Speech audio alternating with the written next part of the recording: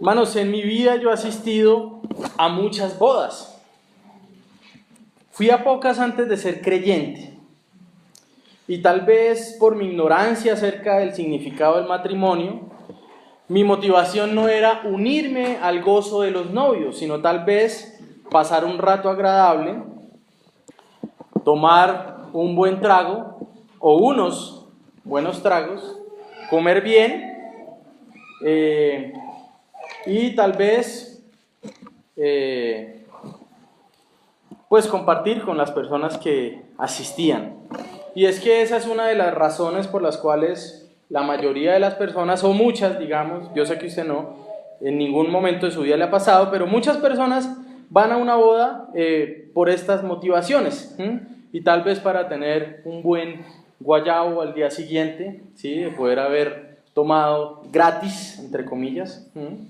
Al convertirme en cristiano y asistir a muchas bodas, en ocasiones oficiándolas, me di cuenta de dos actitudes más que en este caso suelen tener los cristianos.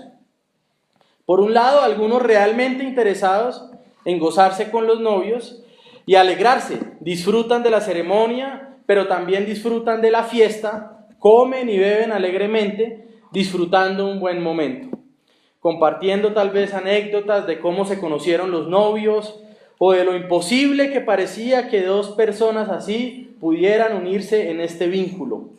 Por otro lado, también está una perspectiva de las fiestas o de las bodas un poco místico y tal vez a veces legalista. Aquellos que van a la boda a tratar de juzgar la espiritualidad de los novios o de los asistentes y que de pronto ven de mala manera que el pastor y los hermanos hagan brindis con vino de verdad, ¿sí? Quieren tal vez que el vino sea champín o bueno. Y también ven de mala manera si los asistentes cristianos bailan o muestran una excesiva alegría. Y qué decir cuando el pastor se atreve a bailar en la fiesta de matrimonio. Este relato que vamos a ver hoy en el Evangelio de Juan, capítulo 2, nos permite ver a Jesús que es invitado a unas bodas en Caná. Nos encontramos a un Jesús que no es ascetista, es decir, no se priva de algunos placeres de la vida, a un Jesús que no se niega a asistir debido a que Él es espiritual y no puede ir a fiestas, y menos si es esas donde dan vino y comida, pues son placeres carnales. Así que no vemos a este tipo de Jesús. Vemos a un Jesús cuya compañía era agradable para los novios, de los cuales vamos a ver que no tenemos mucha información, pero vemos que su compañía es tan agradable, y los que se han casado acá o saben qué costos incluye casarse, la compañía de Jesús era tan agradable que le permiten llevar a 6 personas como sus acompañantes. De hecho, muchas veces cuando se hacen las listas de invitaciones, lo que se quiere es cortar cabezas, ¿cierto? Esta tía, pero es que nunca la vemos, mejor no, usted sabe que el plato vale como 50,000 pesos o más, ¿sí? Pero la compañía de Jesús era tan agradable que le permitieron llevar, permítame usar un término coloquial, le permitieron llevar 6 pegados a la fiesta, a sus 6 discípulos que tenía en ese momento: Andrés, Juan, Pedro, Santiago, hermano de Juan, Felipe y Natanael. Los que se han casado entonces saben que no es fácil invitar a alguien o extenderle una invitación y decirle todo bien, si quiere lleve una media docena más. Nos interesa tanto su compañía que si usted quiere llevarlos está en libertad de hacerlo. Por lo general no hacemos esto, ¿no? El relato que veremos nos muestra a un Jesús que asiste a la boda a celebrar el gozo de los novios, que no busca convertir la celebración en algo sombrío o solemne, o que aprovecha que el vino se ha acabado para ponerse en pie y dar un largo sermón. Vemos a Jesús compartiendo el gozo de los novios y mostrando su gloria por medio de la señal que hace, la cual permite que la celebración matrimonial continúe. Muchos, tal vez más espirituales que Jesús, podrían acusarle y decir: Señor, tal vez sería más impactante que tu primer milagro fuera resucitar a un muerto. Señor, en vez de ir a una boda, ve a un entierro y levanta al muerto. Tal vez sería más espiritual, mostraría más poder de tu parte, o de pronto tu primer milagro debería haber sido sanar a un cojo o a un ciego. Pero Señor, ¿qué sentido tiene que inicies tu carrera exitosa de Mesías haciendo un milagro como este? Veremos hoy, hermanos, cuál es la gloria de Cristo en medio de esta boda de Caná, en medio de este milagro que conocemos como la multiplicación de ¿qué? Del vino, no del jugo de uva ni de, ¿sí? Del vino. Y yo he titulado este sermón, Cristo, la fuente del mejor vino. Cristo, la fuente del mejor vino. Así que vamos a darle una primera lectura. Hoy vamos a estar predicando Juan capítulo 2, versículo 1 hasta el 11. Dice la palabra del Señor: al tercer día se hicieron unas bodas en Caná de Galilea y estaba allí la madre de Jesús. Y fueron también invitados a las bodas Jesús y sus discípulos, los 6 pegados ahí. Y faltando el vino, la madre de Jesús le dijo: no tienen vino. Jesús le dijo: ¿qué tienes conmigo, mujer? Aún no ha venido mi hora. Su madre dijo a los que servían: haced todo lo que os dijere. Y estaban allí 6 tinajas de piedra para agua, conforme al rito de la purificación de los judíos, en cada una de las cuales cabían 2 o 3 cántaros. Jesús les dijo: llenad estas tinajas de agua. Y las llenaron hasta arriba. Entonces les dijo: sacad ahora y llevadlo al maestresala. Y se lo llevaron. Cuando el maestresala probó el agua hecha vino, sin saber él de dónde era, aunque lo sabían los sirvientes que habían sacado el agua, llamó al esposo y le dijo: todo hombre sirve primero el buen vino, y cuando ya han bebido mucho, entonces el inferior. Mas tú has reservado el buen vino hasta ahora. Este principio de señales hizo Jesús en Caná de Galilea y manifestó su gloria, y sus discípulos creyeron en él. Gloria a Dios.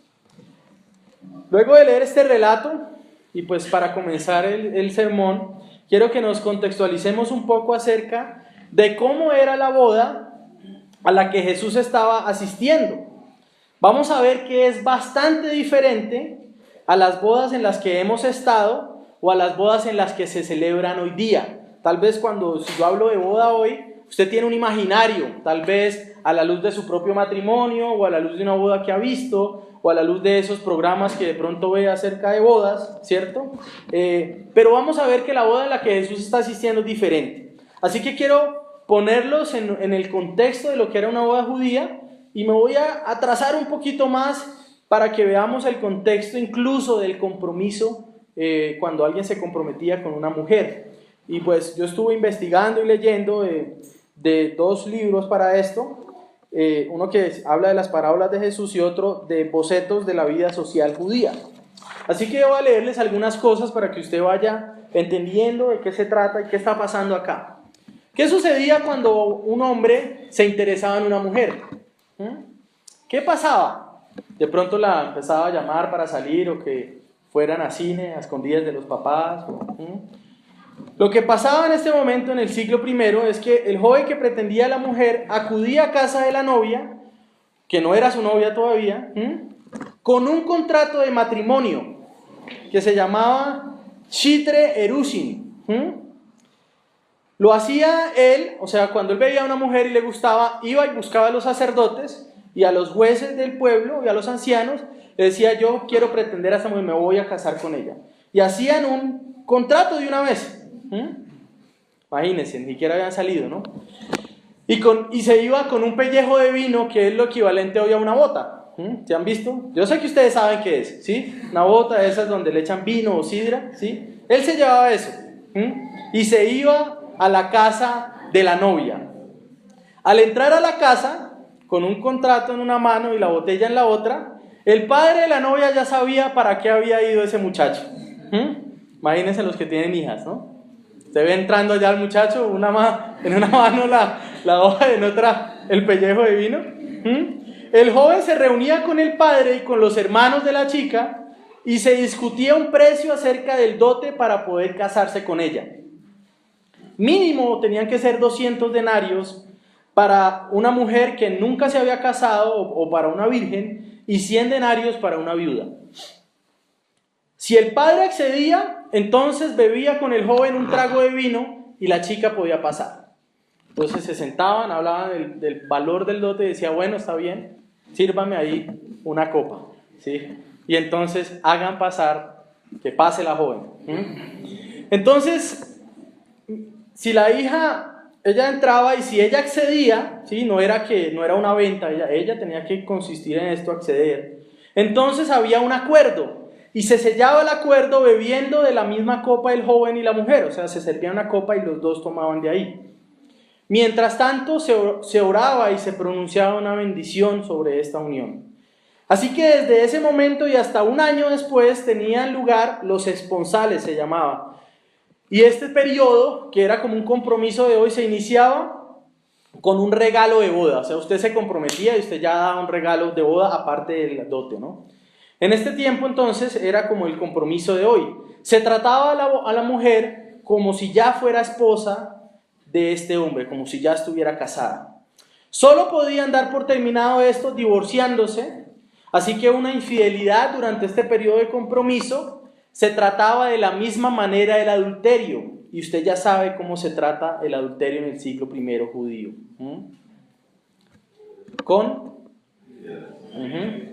Bueno, entonces la mujer durante ese año máximo que duraba el compromiso se preparaba para su rol. ¿Y el hombre qué hacía entonces? Varones, buscaba dónde vivir y buscaba cómo sostener a esa esposa.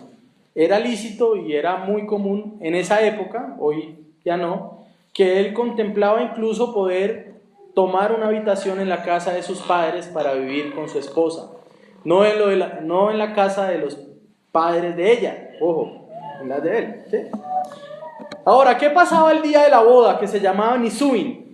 La ceremonia consistía en conducir a la novia a la casa del novio con algunas formalidades. Hacían como una comparsa, por decirlo de alguna forma, y llegaban a la casa del novio. Por lo general, si era con una doncella, se celebraba el miércoles. Así que los 3 primeros días de la semana podían tener los preparativos o el novio podía presentar alguna objeción al matrimonio, decir que se había dado cuenta de que ella no era doncella o que había sido infiel, etcétera, etcétera. Así que las procesiones previas a la ceremonia constituían en un importante ritual, como describe en este caso Joaquín Seremías, y dice lo siguiente: a última hora de la tarde los invitados se entretenían en la casa de la novia. Después, ojo, las hermanas que se han casado, después de horas de esperar al novio, no se esperaba a la novia, se esperaba era la llegada del novio, durante horas, cuya llegada era repetidamente anunciada por los mensajeros. Es decir, el novio enviaba mensajeros, dígales que pronto voy. Después estaban esperando, 2 horas después llegaba otro mensajero, ya pronto viene. Ya va a venir el novio. Así que finalmente llegaba media hora antes de la medianoche. O sea, si llegaba la novia a las 5 de la tarde, hasta las 11:30 de la noche lo esperaba. Imagínense, ¿no? Que a los hombres diríamos, Entonces media hora antes de la medianoche, llegaba él para encontrarse con la novia. Iba acompañado de sus amigos, iluminado por las llamas de las candelas. Era recibido por los invitados que habían venido a encontrarse con él. La comitiva de la boda se desplazaba entonces de nuevo, en medio de muchas luminarias, en una procesión festiva hasta la casa del padre del novio, donde tenía lugar la ceremonia de matrimonio y el agasajo. Se comenta lo siguiente también: en Judea había en toda boda 2 amigos del novio, por lo general. Antes del matrimonio actúan como intermediarios entre la pareja, ellos no podían verse mucho. En la boda ellos ofrecen regalos, asisten a los novios y les atienden en la habitación nupcial. Así que se iba a casar y ahí en el hotel, en su primera noche de bodas, estaban los dos amigos, los dos parceros, siendo también garantes de la virginidad de la novia, con una bendición precedida por una breve fórmula con la que la novia era entregada a su marido. De eso se habla en el libro de Tobías incluso. Las festividades, en el que no creemos, sino como una manera histórica, ¿cierto? Las festividades de la boda comenzaban. Después la pareja era conducida a la habitación nupcial, que se llamaba el sheder, y al lecho nupcial, o shupá. La novia iba ya con su cabello, cubierto, con el velo, de ahí viene la tradición del velo. Estas festividades del matrimonio duraban más o menos una semana, pero los días nupciales se extendían más o menos por un mes. La ceremonia, que se llamaba Kiddushin, implicaba realizar un segundo contrato. O sea, él ya había llevado un contrato para poder casarse con ella, después hacía otro, y en este contrato se disponía de los llamados amigos del novio, dos testigos especiales que se encargan de atender las necesidades de la pareja. Después de que los testigos firmaban, se llevaba el contrato a los padres de la novia. El contrato tenía las promesas que el novio se comprometía a realizar con su futura mujer. Así que después de la ceremonia, como les dije, los novios iban a su habitación nupcial, que previamente había preparado el novio, donde se dispondría de un lecho conyugal o un shupá. Aquí el novio entregaba los regalos a la novia, así que antes de consumar él otra vez le ofrecía unos regalos a ella. Así que durante esta semana, muchas veces era menos tiempo que otros, o sea, había un espacio de 7 días, los novios permanecían todo el tiempo en la cámara nupcial, vigilada por los dos amigos del novio. O sea, todos se reunían, ella se encontraba con su novio, y mientras estaba la gente esperando, la novia y el novio se iban a la cámara nupcial y los dos amigos del novio a esperar afuera. Cuando el novio finalmente da una voz, entran los amigos y salen con la buena noticia de que el matrimonio ha sido consumado. Entonces usted está ahí, sus amigos afuera esperando, entonces usted les grita, gloria a Dios, o listo, o como usted haya gritado en su noche de bodas. Y ellos saben entonces que ahora usted se ha casado, que usted ha tomado a esta mujer por esposa. Ellos salen con la buena noticia, y en ese momento salen los novios. Ojo, toda la gente está reunida ahí, ¿no? Entonces salen los dos y ella por primera vez se le ve sin el velo, con el velo descubierto. Este hecho es recibido con gran regocijo por parte de los invitados, lo cual iniciaba la fiesta de boda. Es decir, el parrandón o la fiesta iniciaba cuando el novio y la novia llegaban después de haber consumado su matrimonio, ¿sí? Así que usted ya sabía de dónde venían ellos. ¿Y qué hacía usted? Se gozaba con ellos. Decía, ahora son esposos. En ese momento entonces se reciben con gozo. Usted puede ver algo de esto. Se cantaba música, se empezaba a servir la comida, se bailaba y se cantaba entonces al son de la música. Usted puede ver esto en el Salmo 45. Las comidas se exigían entonces, recordemos, cuando ellos se reunían a comer, exigían el uso de una gran cantidad de agua para realizar las frecuentes abluciones y lavatorios rituales. Es decir, que usted aparte de llevar el vino tenía que llevar bastante agua. ¿Para qué? Para que cada vez que los comensales comían se lavaran las manos y pudieran seguir departiendo o comiendo. La fiesta, no todo el ritual antes de, sino la fiesta una vez llegaran los novios después de consumar su boda, duraba una semana. Y al terminar esa semana, todas las personas volvían a sus casas, ¿sí?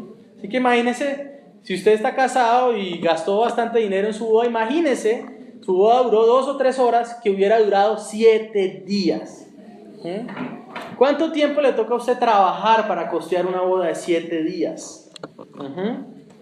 Así que nos encontramos en medio de una fiesta que duraba toda una semana, donde habían varios elementos.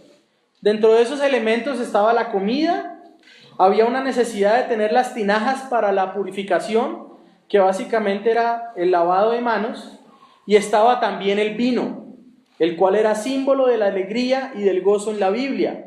Nosotros vemos constantemente que en los salmos se habla del vino como un símbolo de gozo. Pero ojo, la Biblia también condena el exceso. La Biblia no condena el consumo de vino, sino que condena su exceso. Condena la borrachera.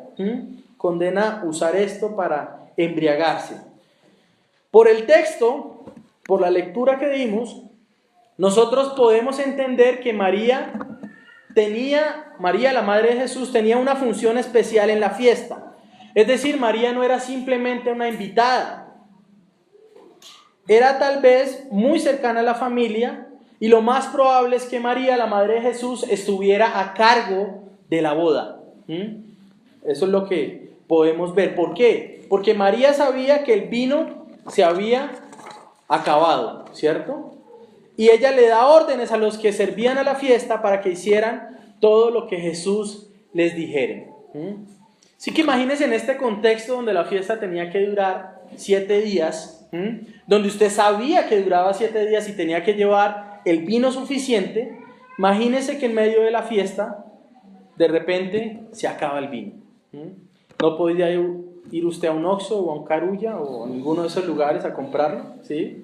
Se había acabado el vino. La fiesta estaba a punto de verse truncada. No había una bebida alternativa para esto, era vino o vino. Así que si estos novios se hubieran enterado, ellos nunca saben qué pasó. Si ellos se hubieran enterado, los invitados, ellos serían recordados por toda la historia de Caná de Galilea como aquellos que se casaron, en cuya boda el vino se acabó. Así serían recordados ellos para siempre. Así que vamos a ver este texto, el versículo 1 y 2. Al tercer día se hicieron unas bodas en Caná de Galilea y estaba allí la madre de Jesús. Y fueron también invitados a las bodas Jesús y sus discípulos. El Señor asiste entonces con sus 6 discípulos. Han pasado ¿cuántos días? ¿Qué dice ahí? 3 días. ¿Desde cuándo? Desde lo último que se narra, que es la conversión de Natanael y la inclusión de Natanael como discípulo de Jesús. Caná está más o menos a 12 o 13 kilómetros desde Nazaret. Entonces lo que se asume es que luego de conocer a Natanael, el grupo de 7, incluyendo a Jesús, parten a Nazaret. En Nazaret Jesús es invitado a la boda y se le da autorización para llevar a estas personas. Y luego parten rumbo a Caná. Ese lapso de tiempo de camino es de 2 días. Así que usted sabe que Jesús ha sido invitado a una boda a la que Él quiere ir. Hermanos, si usted hace una boda lejos, algunos probablemente no van a ir, aunque tengan carro. Y a veces eso es incluso una herramienta o para descartar gente o para asegurarse que la mayor cantidad de personas vayan. Pero Jesús camina 2 días para llegar a este matrimonio. El Señor camina 2 días para llegar a esta boda. Así que podemos ver que Él tenía una buena relación con los novios y tenía también un propósito mayor al de asistir. Jesús no solamente iba a una fiesta, Él iba a algo más. Y ese propósito lo vamos a ver más adelante. Así que al llegar ellos, la madre de Jesús está ahí. Por eso también podemos creer que ella estaba encargada de asuntos logísticos en la fiesta. Ella ya estaba ahí. Versículos 3 y 4. Y faltando el vino, la madre de Jesús le dijo: no tienen vino. Jesús le dijo: ¿qué tienes conmigo, mujer? Aún no ha venido mi hora. Entonces, ¿qué está sucediendo? Se acaba el vino. No hay más vino. María entonces, la cual estaba a cargo de las cosas de la fiesta, busca a Jesús, debido a que tenía un problema del vino. Para los novios, como les dije ahora, sería una gran vergüenza encontrarse en su fiesta con escasez de vino.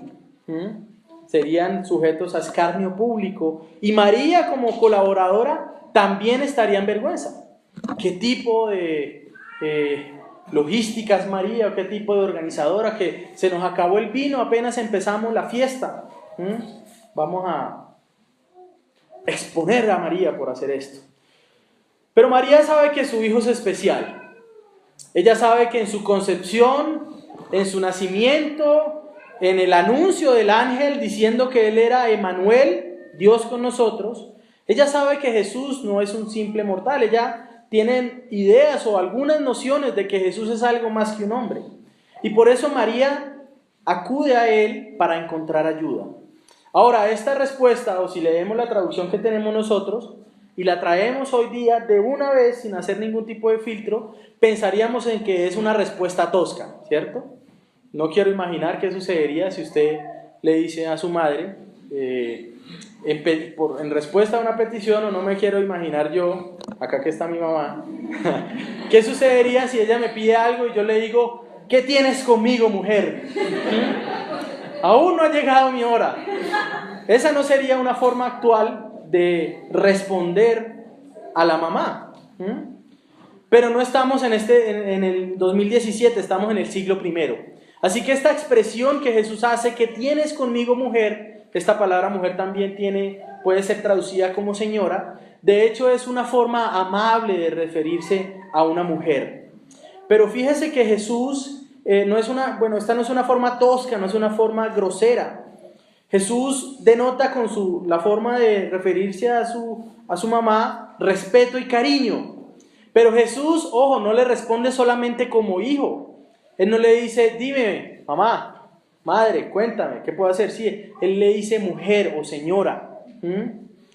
El Señor quiere mostrarle a María que no debía pensar en él solamente como su hijo, sino que ella tenía que empezar a pensar en Jesús, tenía que comenzar a pensar en él como algo más.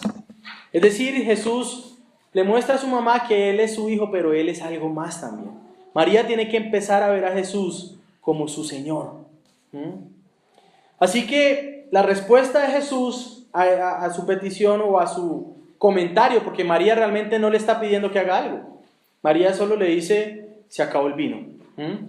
Su respuesta de que no ha llegado su hora, cuando el Señor se refiere a no ha llegado mi hora en el Evangelio de Juan, se refiere no ha llegado la hora de su muerte. ¿Sí? Es decir, no has ya cumplido aún el propósito por el cual vine. Pero su respuesta entonces muestra que Él está dispuesto a hacer algo. Y María lo entiende, porque ¿cómo responde María a esto? Versículo 5. Su madre dijo a los que servían, hagan todo lo que Él dijere. Así que María entiende el mensaje. Jesús va a hacer algo. ¿Qué? Ella no tiene ni idea. ¿Sí? La doctrina católico-romana que utiliza este texto para decir que María es una intercesora ante Jesús es tan falsa como descabellada también. Acá no se muestra a María como una mujer dándole órdenes a su hijo, sino que como alguien, como usted y como yo, que acude a Jesús en búsqueda de ayuda. María está en un momento de desesperación. Ella no está llegando a decirle, usted tiene que hacer algo y yo vengo acá a ordenarle. No. Ella aparece como una creyente más, así como usted o como yo. Así que ella no aparece acá como intercesora. Vemos a una María que necesita ayuda. Ella no sabe qué hará, pero ella confía en Jesús. 6 y 7 versículos. Y estaban allí 6 tinajas de piedra para agua conforme al rito de la purificación de los judíos, en cada una de las cuales cabían 2 o 3 cántaros. Jesús les dijo, llenad estas tinajas de agua, y las llenaron hasta arriba. ¿Cuántas tinajas habían? 6, ¿cierto? Ojo, estas tinajas no eran como usted levantar un balde, eran tinajas de piedra, estaban hechas de piedra. Tenían una capacidad, ahí dice, de 2 o 3 cántaros, 2 o 3 medidas, ¿sí? Cada medida o cada cántaro es el equivalente hoy a entre 65 y 90 litros más o menos, ¿sí? Así que eran unas tinajas más o menos de este tamaño, grandes, de piedra, ¿sí? Los hermanos que estuvieron con nosotros a La Guajira y les tocaba ir a buscar agua, saben lo que es tener que cargar con un baldecito de agua, ¿sí? Ahora imagínense cargar con una tinaja que pesa porque es de piedra y aparte tener que echarle agua, y dice que lo hicieron ¿hasta dónde? Hasta arriba, la llenaron toda. Así que nos encontramos con unos siervos que tienen que llenar estas tinajas, que en totalidad podrían contener entre 390 y 540 litros. Haga el cálculo ahí, ¿cuánto dinero sería eso en vino? ¿Por qué el evangelista da este detalle? ¿Por qué Juan dice que eran 6 tinajas, la capacidad que tenían? ¿Por qué él da estos detalles? Juan quería que nosotros y que los que están leyendo esto entendieran la magnitud del milagro que Jesús va a hacer, la magnitud de lo que está sucediendo, y que el Señor no está proveyendo, tráigame una jarra de 1 litro para volverla vino, no. Él está proveyendo 6 tinajas, 540, entre 390 y 540 litros. Él es glorioso Salvador, Él puede proveer abundantemente, y tal vez esto a veces nos lo roban. Y aunque esta enseñanza no se trata de la provisión directamente de Jesús, pero sí nos muestra un Jesús que provee. Amén. Así que los servidores hacen todo lo que el Señor les dice de manera diligente. Hermanos, imagínense esta escena. Usted está ahí, está trabajando como, eso es lo equivalente a un mesero en una boda. Y usted va a la cocina donde tienen el vino y donde están las tinajas de agua para lavar las manos. Y entonces la organizadora de la fiesta o la que está encargada le dice, no hay vino. Y ustedes están ahí esperando que les den. Y no solo les dice, hagan todo lo que él diga. Todo, cualquier cosa. ¿Qué esperaría usted que le ordenara Jesús? Ellos tal vez esperarían que Jesús les dijera, hay un amigo que vive en tal casa, dejé unos litros de vino allá, tráiganlo. Tal vez ellos podrían esperar algo así. Pero ¿qué les dice Jesús? Llenen estas tinajas. Aparte podemos entender que la gente ya había comido bastante también, porque ni siquiera estaban llenas todas de agua. Así que imagínese usted, el agua no estaba al lado de la casa tampoco, usted tenía que ir a un pozo a recogerla, ¿sí? Imagínese usted, mesero, ganándose 2 o 3 denarios por ese día de trabajo, diciendo, ¿y ahora me van a poner a cargar agua? ¿Me van a poner a levantar estas tinajas pesadas y llenarlas? Si lo que falta es vino, ellos no están pidiendo agua, ¿por qué me ponen a hacer esto? Pero ellos lo hacen. Y no solo que lo hacen, sino que lo hacen de manera diligente, hasta arriba. Ellos pudieron haber cargado solo la mitad del agua y decir, bueno, pues no me dio más la fuerza o qué sé yo, pero ellos la cargan toda. Versículo 8 al 11. Entonces les dijo, sacad ahora y llevadlo al maestresala. Y se lo llevaron. El maestresala era como el capitán de los meseros, como el encargado del servicio en el salón de la fiesta. ¿Qué hace el maestresala entonces? Cuando el maestresala probó el agua que se convirtió en vino, él no sabía de dónde era, dice ahí. Él no sabía de dónde venía esto. Sin saber de dónde era, aunque lo sabían los sirvientes que habían sacado el agua. Ellos sabían qué estaba pasando. Eran los únicos que en ese momento sabían que estaban presenciando algo milagroso, algo sobrenatural. Porque ellos habían sacado agua del pozo. Pero el maestresala está probando algo que es vino. Y no solamente vino, fíjense lo que dice después. Él prueba eso. ¿Y qué hace? Llama al esposo. Y le dice, todo hombre sirve primero el buen vino. Y cuando ya han bebido mucho, es cuando su paladar ya está hastiado del vino y no saben si están tomando un vino bueno o un moscato pasito o algo así. Entonces le dice, cuando ya han bebido mucho, entonces el inferior. Mas tú has reservado el buen vino hasta ahora. Este principio de señales hizo Jesús en Caná de Galilea y manifestó su gloria, y sus discípulos creyeron en él.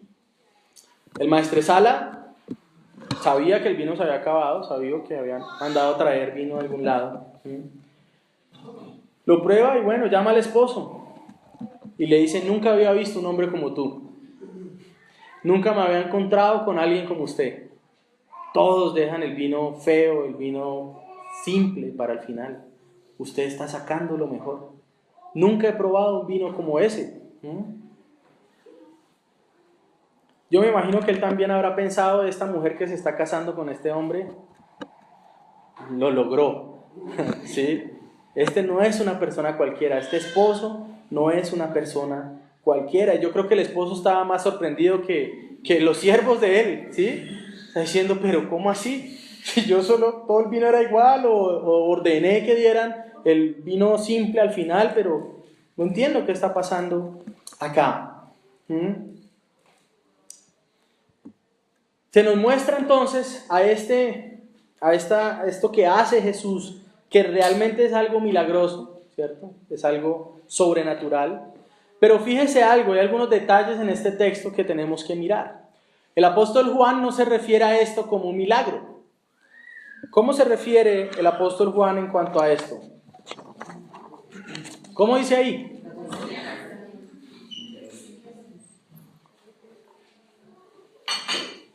Este principio ¿de qué? De señales hizo Jesús. Ahora es importante que entendamos también por qué Juan habla acerca de señal. Y quiero citar algo que dice William Hendrickson en su comentario, ¿sí? Dice, en orden cronológico, esta fue la primera señal. Juan utiliza esta palabra con más frecuencia, la palabra en el griego, que los otros evangelistas. Indica un milagro que es considerado como una prueba de la autoridad y majestad divinas. Así que usted está en medio de algún lugar recóndito, donde no hay carreteras o donde no hay nada, y de un momento a otro usted ve un letrero luminoso y bonito. Usted que dice, ¿cómo trajeron esto hasta acá? ¿Cómo hicieron esto? ¿Sí? Y el letrero dice, destino X a tantos kilómetros, ¿sí? Es decir, es una señal. Pero no solo el letrero es algo milagroso, sino que está apuntando a algo que es mayor. Así que la atención del espectador se dirige por ello del hecho mismo hacia el divino hacedor. La señal es una obra de poder en la esfera física que ilustra con frecuencia un principio que opera en la esfera espiritual.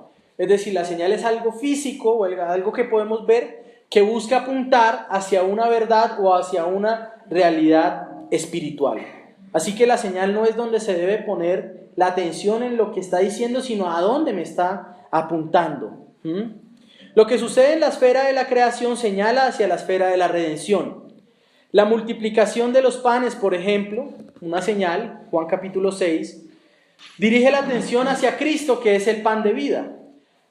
El Señor dice, yo soy la luz y sana al ciego. El Señor dice, yo soy la resurrección y la vida y levanta a Lázaro. Así que todos estos milagros que hace Jesús, todas estas señales, buscan revelar una verdad acerca de Cristo.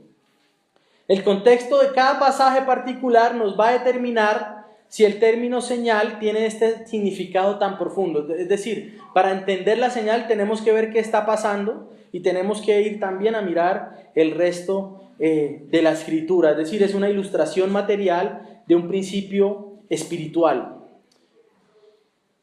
Pero hay algo que es cierto, y es que la señal desvía la atención más allá de sí misma y apunta hacia aquel que la realizó. Así que si usted está manejando en la carretera, ¿sí? Y de pronto dice la señal, frenen 500 metros porque hay un mantenimiento de obra, usted no se para al lado de la señal y dice, bueno, listo, ¿sí? ¿Hasta dónde? Sino que usted sigue hasta que esa señal se cumpla o se manifieste. Vamos a ver qué señales hay acá en este milagro que hace el Señor Jesús. Miremos un poco el Antiguo Testamento. Miremos al mayor de los profetas del Antiguo Testamento, que es ¿quién? ¿Quién es el mayor profeta del Antiguo Testamento? Bueno, Isaías, Jeremías, ¿no? Moisés. ¿Cuál fue el primer milagro que Moisés hace en Egipto? La primera de las 10 plagas. ¿Qué es lo primero que hace? ¿Cuál es esa primera señal? Se convierte el agua en sangre, ¿sí? Una señal del poder poderoso de Dios y de su llamado, el llamado de Moisés.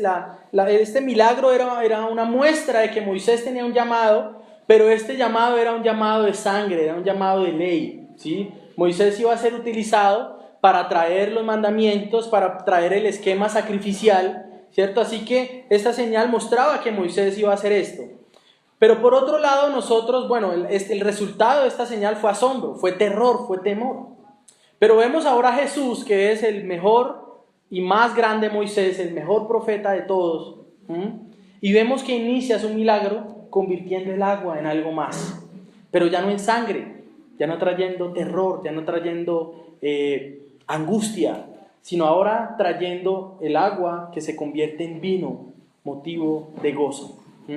Mientras que Moisés era el profeta que mostraba la ley, vemos a Cristo como aquel en el cual está la gracia y la verdad.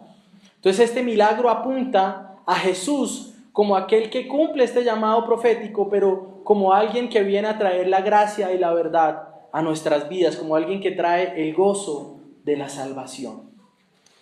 Pero esta señal no solo podemos ver que apunta hacia eso, no solo podemos verlo lícitamente de esta manera, sino que, también lo vemos a Él entonces como el consumador de gozo, pero también es importante que veamos algo más en el texto. ¿Cómo comienza el texto? Las 3 primeras palabras. ¿Qué dice ahí, capítulo 2? ¿Qué dice ahí? 2.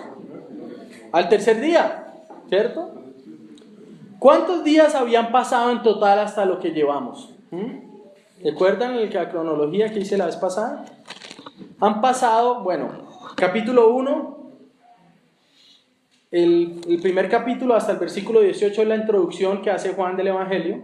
Después empieza a hablar del testimonio, es el día 1, el testimonio de Juan el Bautista, la investigación que le hacen los fariseos, recordemos, esa investigación que le hacen a Jesús, ese es el día 1. Versículo 29, el siguiente día vio Juan a Jesús que venía y dijo, he aquí el Cordero de Dios, día 2.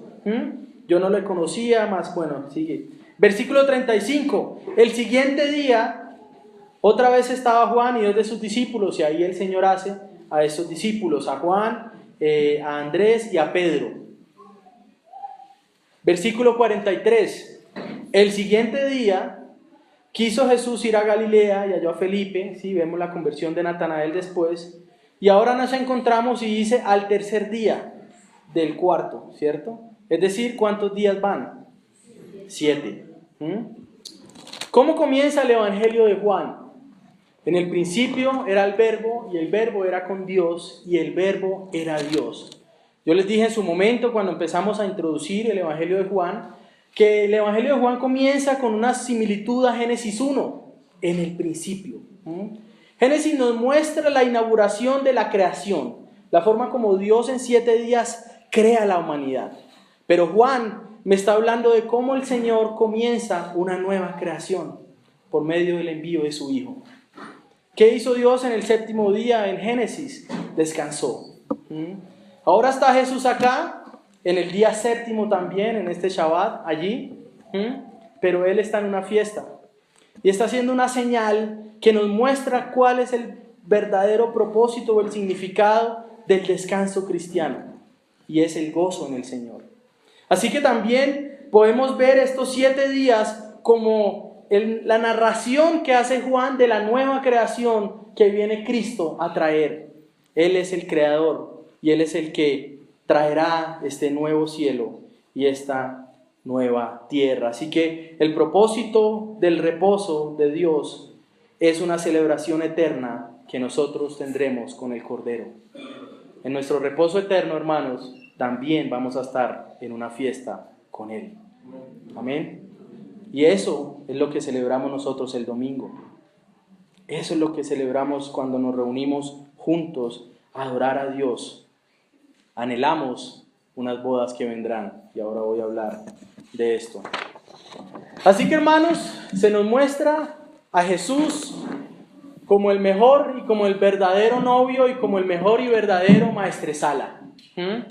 El novio no tenía control sobre la fiesta, no sabía qué estaba pasando, no tenía los recursos para conseguir más vino. Y entonces vemos acá a Juan en su narrativa como él de una manera magistral le reduce el significado a todas las personas para exaltar a Cristo. Él no nos da el nombre del novio, Él no nos da lo que hacía el novio, Él no nos da la relación del novio con Jesús, no nos da el nombre del maestresala. Todas esas personas quedan en las sombras en este episodio, pero en medio de esas sombras se levanta Cristo, haciendo esta señal, mostrando que Él es el que traerá el mejor vino, que Él es el que traerá la provisión para sus bodas, que Él es el novio que su iglesia está esperando. Hermanos, los que servimos al Señor sabemos de dónde viene el mejor vino. Nosotros no estamos esperando el vino de este mundo, nosotros estamos esperando el vino que vendrá. Hay algunas aplicaciones y dentro de estas aplicaciones voy a dar una explicación mayor acerca de esta señal de Jesús como el novio. La primera aplicación que debemos ver a nuestra vida es reconocer que Cristo es el que tiene en control de todas las cosas. Y que al igual como lo hizo María, que no va como intercesora, sino como una creyente más, nosotros debemos ir a Jesús en medio de la desesperación. Señor, voy a quedar en vergüenza, Señor, mi pecado me agobia, Señor, mi situación me está agobiando, pero yo vengo a ti. Yo quiero confiar en ti, yo quiero confiar en que tú harás algo que no sé, pero tú harás algo. La segunda cosa que quiero que entendamos es que el vino de este mundo se va a acabar. Su provisión, sus propias fuerzas, su dinero, su intelecto, hermano, todo el vino que este mundo pueda ofrecernos, todas las fuentes de gozo que este mundo pueda darnos, se acabarán.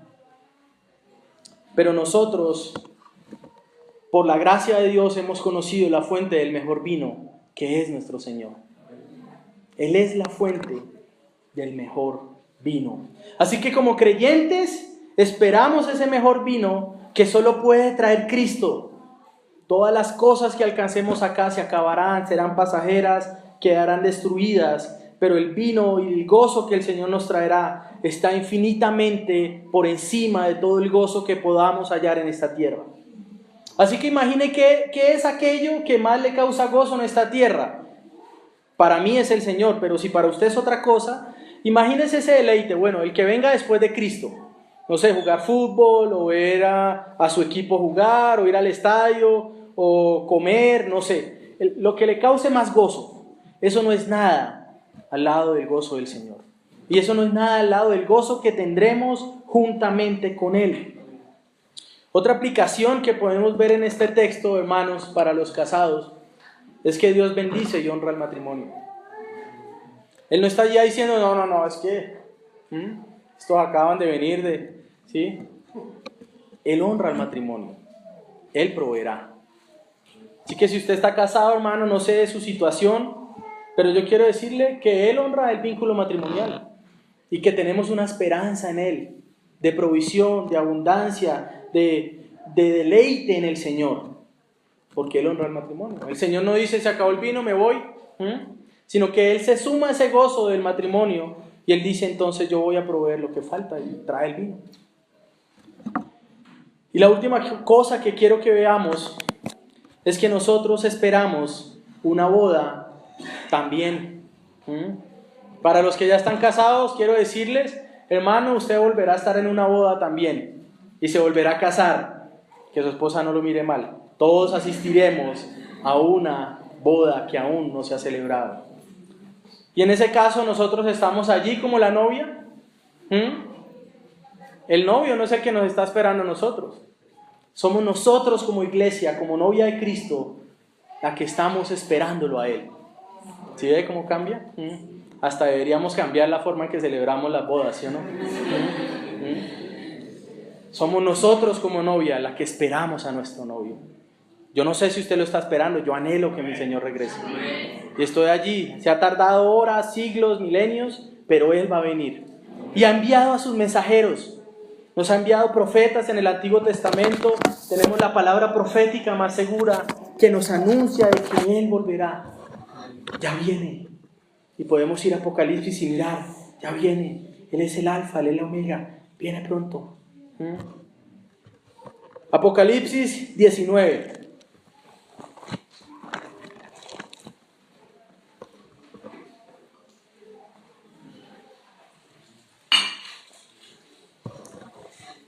Después de esto, oí una gran voz de gran multitud en el cielo que decía, aleluya, salvación y honra y gloria y poder son del Señor Dios nuestro, porque sus juicios son verdaderos y justos, pues ha juzgado a la gran ramera que ha corrompido a la tierra con su fornicación y ha vengado la sangre de sus siervos de la mano de ella. Otra vez dijeron, aleluya, y el humo de ella sube por los siglos de los siglos. Y los 24 ancianos y los 4 seres vivientes se postraron en tierra y honraron a Dios que estaba sentado en el trono y decían: amén, aleluya. Y salió del trono una voz que decía: alabad a nuestro Dios, todos sus siervos, y los que le teméis, así pequeños como grandes. Y oí la voz de una gran multitud, como el estruendo de muchas aguas, y como la voz de grandes truenos, que decía: aleluya, porque el Señor nuestro Dios Todopoderoso reina. Gocémonos y alegrémonos y démosle gloria, porque han llegado las bodas del Cordero y su esposa se ha preparado. Y a ella se le ha concedido que se vista de lino fino, limpio y resplandeciente, porque el lino fino es las acciones justas de los santos. Y el ángel me dijo: escribe: bienaventurados los que son llamados a la cena de las bodas del Cordero. Y me dijo: estas son las palabras verdaderas de Dios. Yo me postré a sus pies a adorar, y él me dijo: mira, no lo hagas. Yo soy consiervo tuyo y de tus hermanos que retienen el testimonio de Jesús. Adora a Dios, porque el testimonio de Jesús es el espíritu de la profecía. Hermanos, de esto se trata Apocalipsis. Esta es la esperanza que ellos tenían. Nosotros esperamos una boda. Esperamos a un novio que se sentó también con el Padre para acordar un precio por su novia. En este caso, no eran bienes materiales, sino la sangre preciosa del Cordero de Dios. El pacto el pacto intratrinitario del que podemos ver en los Salmos. El Señor dijo a mi Señor: he aquí he venido, y todas estas cosas que vemos en Hebreos también: me has preparado cuerpo. El Hijo ahí sentado con el Padre, estableciendo el precio que pagaría por su esposa. Y el Hijo anunciando que vendrá para contraer las nupcias. Muchos siervos del Antiguo Testamento han sido como esos novios también, preparando el camino, alistando a la novia, purificándola por medio de la palabra y las profecías que hemos recibido y que tenemos en el Antiguo Testamento.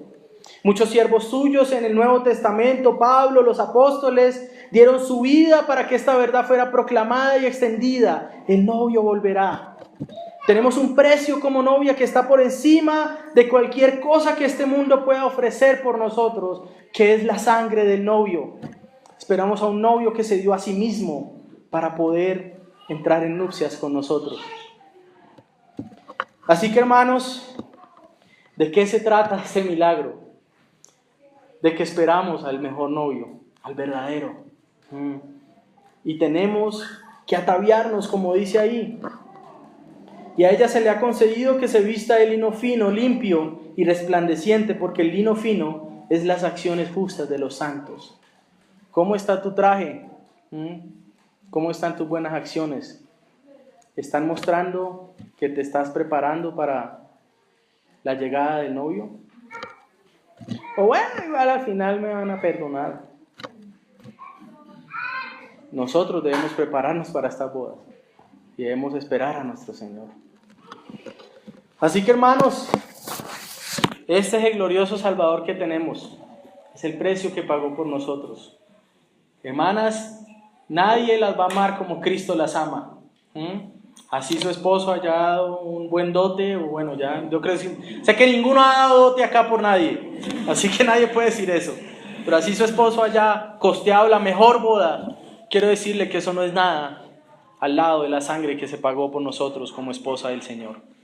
Así que démosle gloria a Dios y que podamos ser una esposa obediente, que se prepara, que está atenta porque vienen los mensajeros, y domingo a domingo, sea yo o el que esté acá, se está anunciando: ya viene y vendrá.